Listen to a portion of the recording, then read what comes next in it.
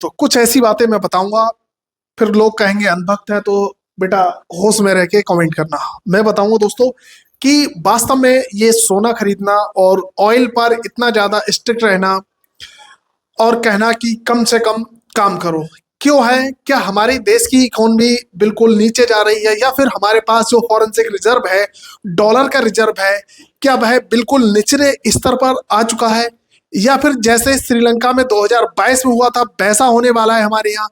या फिर दोस्तों बांग्लादेश में 2022-23 में हुआ था, उनकी फॉरेंसिक करेंसी बिल्कुल कम रह गई थी, मतलब डॉलर उनके पास जो था रिजर्व में वो बिल्कुल खत्म या कम रह गया था। क्या ऐसा ही भारत में होने वाला है? इन सभी चीजों पर कुछ ना कुछ हम प्रकाश डालेंगे। देखो, डॉलर जो है विदेश में जाता है और अपने यहाँ जो भी अपन खरीदते हैं सबसे ज्यादा विदेश से ही आता है, चाहे सोना हो, चाहे क्रूड ऑयल हो, और भी कई सारी चीजें हैं जो विदेश से आती हैं। तो विदेश से कोई भी चीज खरीदने के लिए हमको डॉलर देना पड़ता है। अब जब डॉलर हमारे पास रिजर्व है तो हमको भाई डॉलर खरीदना पड़ेगा, और डॉलर खरीदना पड़ेगा तो हमारा जो इंडियन रुपया है वो अभी बहुत ही निचले स्तर पे है, 95-96 के आसपास है डॉलर। तो कहीं ना कहीं दिक्कत का सामना करना पड़ रहा है। तो ऐसे ही ये पहली बार नहीं हमारे इंडिया में, ये ऐसा थोड़ी कि इस बार हो गया हो। 1991 दोस्तों, 91 में हमारे पास फॉरेंसिक रिजर्व जो है वो सिर्फ 2 हफ्ते का बचा था। 1991 की बात है, 2 हफ्ते का बचा था। और इंपोर्ट करने के लिए भाई साहब हमने क्या किया था, लगभग एक जहाज लिया था, उसमें 47 टन सोना गिरवी रख के आए थे भाई साहब दूसरे देश में। ठीक है, तो जब यूएसए और ईरान का वार चल रहा है तो पूरी दुनिया पर पैसे का संकट आ रहा है भाई। जो भी लेन देन होता है वो पूरी दुनिया में ज्यादातर डॉलर से ही होता है। अब जब दोनों में युद्ध चल रहा है तो जाहिर सी बात है महंगाई बढ़ रही है, और जब महंगाई बढ़ रही है, हमारे पास रुपया कमजोर है, पहले से ही दिन पर दिन कमजोर होता जा रहा है, तो महंगाई बढ़ रही है। और जो भारत है हमारा देश पूरे दुनिया का सबसे बड़ा तीसरा जो तेल को इंपोर्ट करता है वो है। और तेल को इंपोर्ट किस में करता है? वो डॉलर में करता है।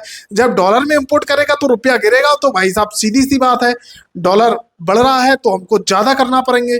तो जो भी डॉलर के जो भी हम सामान ले रहे हैं, जैसे तेल ले रहे हैं, तो हमको डॉलर में ही देना पड़ेगा, है ना?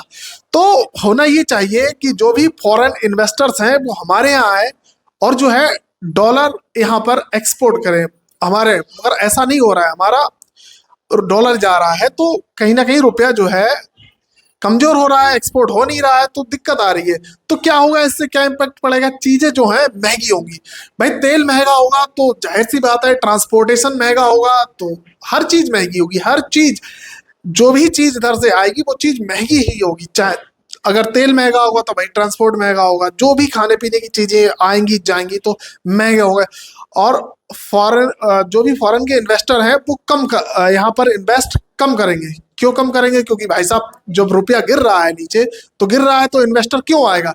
तो आरबीआई भी पूरा पैसा उसके पास जो भी है भाई साहब, लगभग उसके पास है 50 बिलियन डॉलर है, तो लगभग 5 लाख करोड़ जो भी वो मेंटेन करके रखती है। और जो बाहर कोई क्रेडिट रिपोर्ट देता है कि भारत के पास, या जो भी है मूडीज वगैरह है, वो बताते हैं कि आपके भारत की स्थिति ऐसी है, तो वो ग्राफ जो है नीचे आएगा।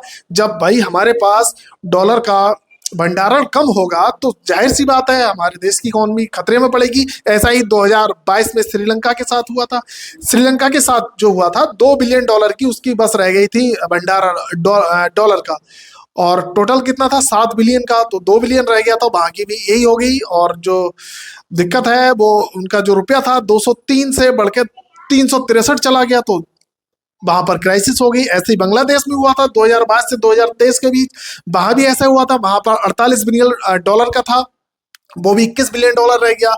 और उसका भी जो टका था वो 85 से 112 टका हो गया डॉलर का, डॉलर की अपेक्षा। तो कहीं ना कहीं ये सारी चीजें हमें दुखी देने वाली है। इसीलिए जो कहा गया है सोना कम खरीदा जाए और पेट्रोल कम जलाया जाए, ये सारी चीजें हैं। क्योंकि देखो सही बताएं तो अभी जो हमारे पास है डॉलर, वो लगभग 1 पॉइंट ऐसी कुछ है, मैं बताऊंगा आपको।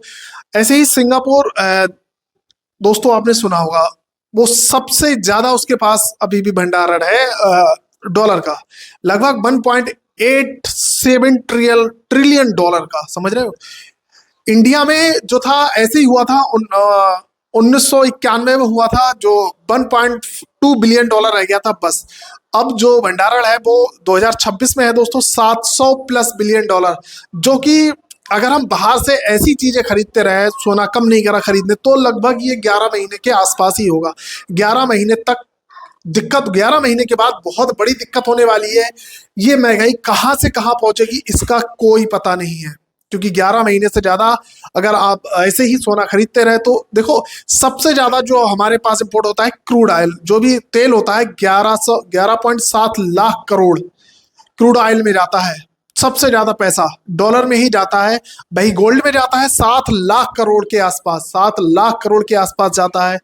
और ओवरसीज जो लोग घूमने जाते हैं बाहर अपने इंडियन करेंसी, तो भाई डॉलर तो लेना ही पड़ेगा, तो एक्सचेंज करना पड़ेगा, तो लगभग 3 से 4 लाख करोड़ रुपया ये 3 चीजों में सबसे ज्यादा इन्वेस्ट होता है। तो इन्हीं 3 चीजों के लिए कहा गया है कि भाई या तो सोना कम खरीदो, और फिर जो भी है तेल का बचत करो, और ओवरसीज में घूमने ना जाओ।